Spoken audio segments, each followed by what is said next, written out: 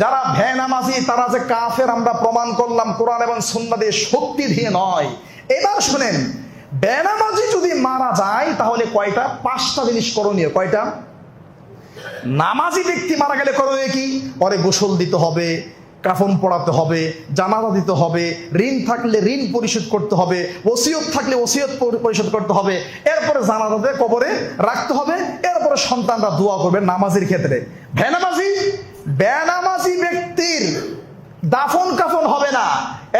বেনামাজি ব্যক্তির গোসল হবে না, বেনামাজি ব্যক্তির দাফন কাফন হবে না, মানে কাপড় পরানো হবে না।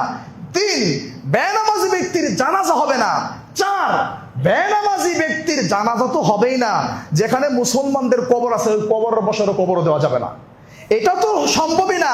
এবার মারা যাওয়ার পরে কবরে রেখে আসছে একটা ছেলে মদিনা ইউনিভার্সিটিতে পড়াশোনা করে, বাপ বেনামাজি ছিল, কোনোদিন নামাজ পড়ে নাই, এর জানাজা হবে না, দাফন হবে না, কাফন হবে না, মুসলমানদের গুরুস্থানে কবর দেওয়া হবে না, কিন্তু ছেলে মনে করেন 5টা মদিনা ইউনিভার্সিটিতে পিএইচডি করতেছে। এই ছেলেরা ওর বাবার জন্য দোয়াও করতে পারবে না। এই ছেলেগুলো এই বেনামাজি বাবার জন্য, যারা 5টা ছেলে মদিনা ইউনিভার্সিটিতে মনে করেন পিএইচডি করতেছে, এরা তার বাবার জন্য কিয়ামত পর্যন্ত দোয়াও করতে পারবে না, কারণ এরা কাফের হয়ে মারা গেছে। আমার কথা বুঝেন নাই? সুতরাং নামাজ ধরবেন না ছাড়বেন হিসাব আপনার।